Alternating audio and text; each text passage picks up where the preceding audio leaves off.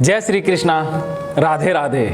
हमने अभी तक जाना है अर्जुन की अवस्था को कि अर्जुन डर गया है और अपना डर छिपाने के लिए वो कह रहा है कि मुझे तीनों लोगों का राज्य ही नहीं चाहिए, फिर पृथ्वी के राज्य की तो बात ही क्या।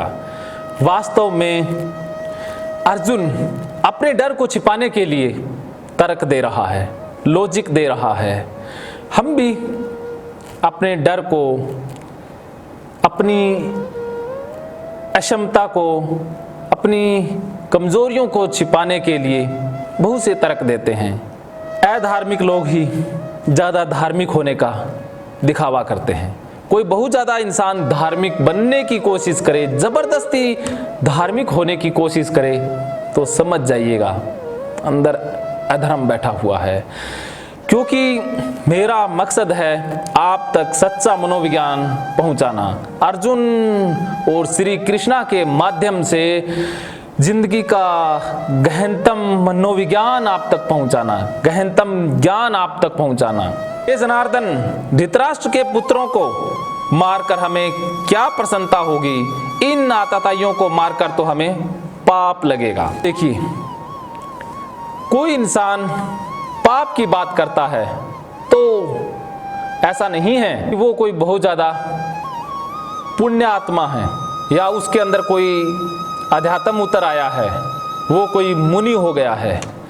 वास्तव में हम अपने आप को बचाने के लिए, अपनी कमजोरियों को छिपाने के लिए सहारा ले रहे हैं। पाप का सहारा अर्जुन ले रहा है। अर्जुन को कभी पाप का ख्याल पहले नहीं आया।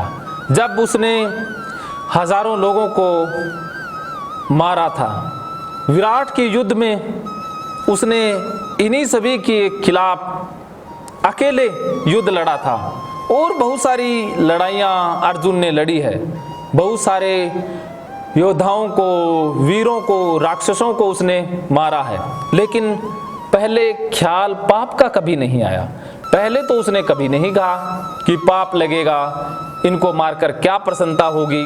तब तो बड़ा खुश होता था, बस सीना तान करके कहता था कि मैं अर्जुन, कुंती पुत्र अर्जुन, सर्वश्रेष्ठ धनुर्धारी अर्जुन, मैं विजेता अर्जुन।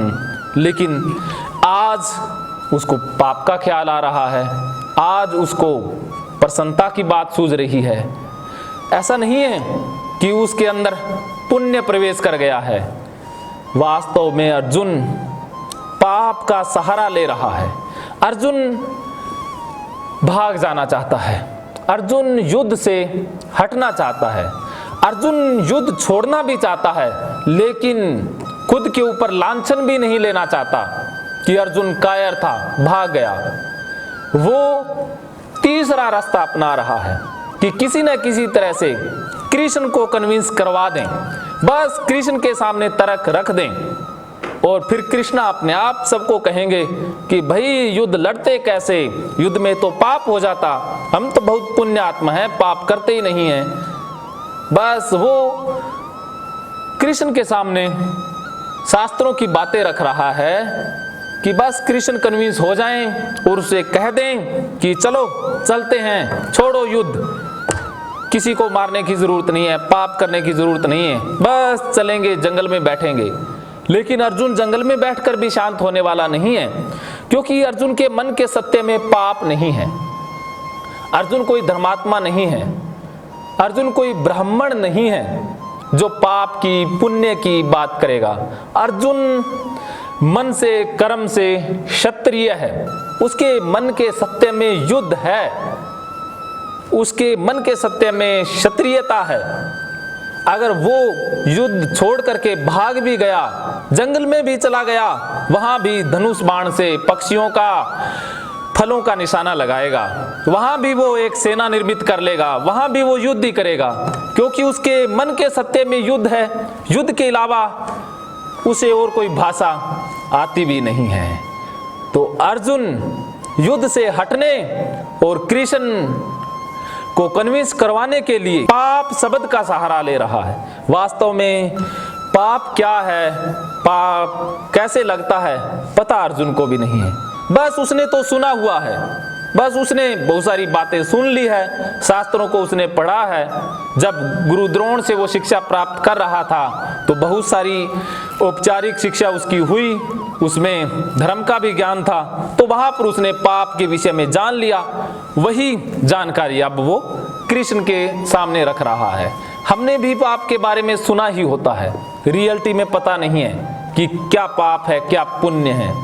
वास्तव में पाप मन की अवस्था है, पुण्य भी मन की अवस्था है। पाप बाहर नहीं है, पुण्य बाहर नहीं है, बस ये हमारे अंदर है। बाहर से ना पाप दिखता है ना पुण्य दिखता है, ये तो मन की अवस्थाएं हैं, जो निम्न स्तर की अवस्था है, जिसमें हम अपने आप को मार करके, अपने ज़मीर को मार करके, इंसानियत का गला दबा करके कोई कार्य करते हैं, वो पाप है। और जब हम खुद खुश होते हैं, हमारे कारण सभी की खुश होते हैं, तो वो पुण्य है।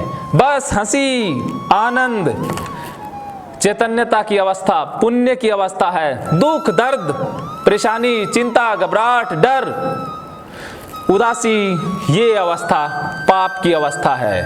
आप परेशान हैं, आप हताश हैं, आप जिम्मेदारियों से भाग रहे हैं, ये पाप है। आप बिजनेस में अच्छा कर रहे हैं, खूब पैसा कमा रहे हैं, उस पैसे से खुद के मन के सत्ते में जी पा रहे हैं, दूसरों को भी अच्छा महसूस करवा रहे हैं, समाज के लिए बहुत कुछ कर रहे हैं, ये अवस्था भी पुण्य की अवस्था है। आप पुण्य को प्राप्त हो गए।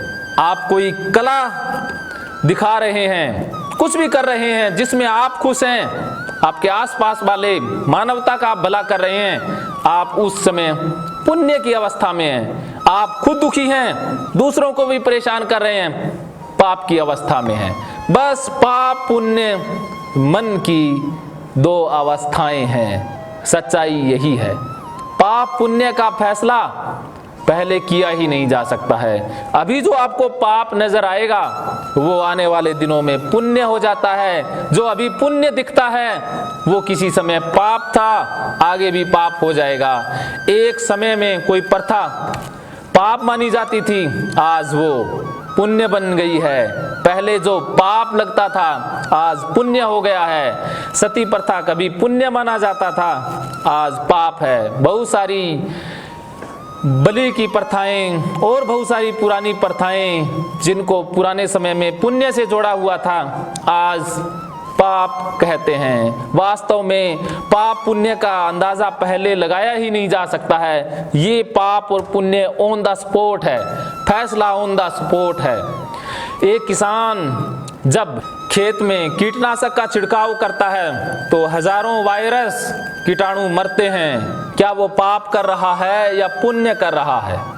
एक फौजी, एक बॉर्डर का रक्षक, देश का रक्षक सीमा पर लड़ते हुए आतंकवादियों को मौत के घाट उतार देता है।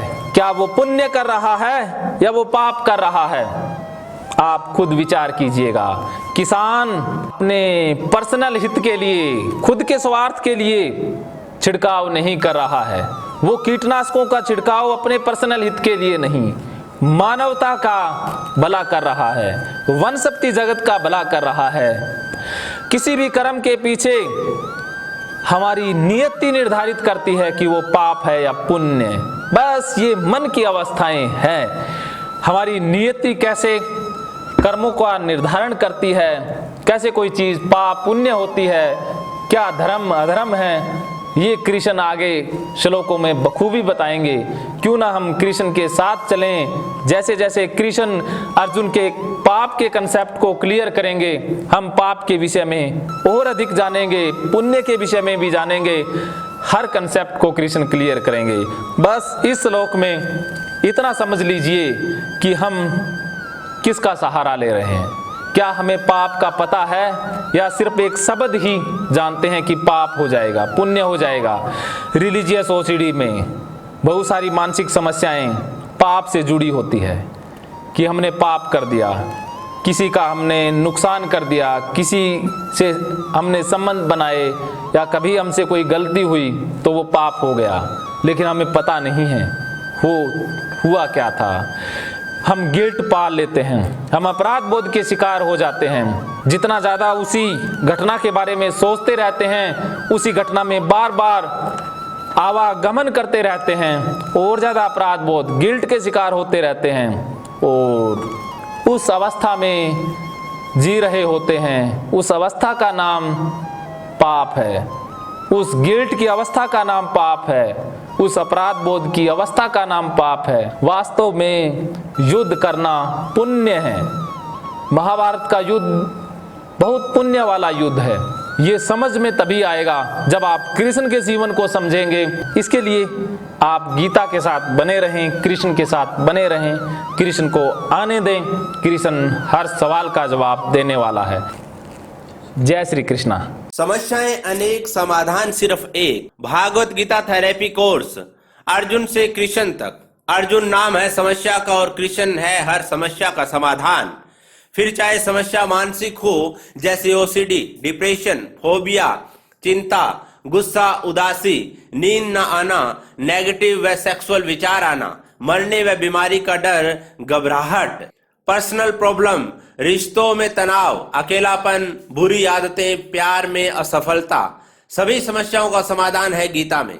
विद्यार्थी गीता द्वारा करियर का चुनाव, पढ़ाई में एकाग्रता बढ़ा सकते हैं। गीता बिजनेस में सफल होने व अच्छे पेरेंट्स बनने की कला सिखाती है और गीता सिखाएगी वर्तमान में रहना। गीता कोर्स में आपको हर श्लोक पर प्रतिदिन ऑडियो मिलेंगे व हर हफ्ते जूम पर मीटिंग होगी। गीता से आप सीख पाएंगे सीबीटी का प्राचीन स्वरूप, बिहेवियर थेरेपी, माइंडफुलनेस व हिप्नोथेरेपी। गीता मनोविज्ञान का शास्त्र है। कोर्स ज्वाइन करने के लिए आज ही साइको गुरु टीम से संपर्क करें। धन्यवाद।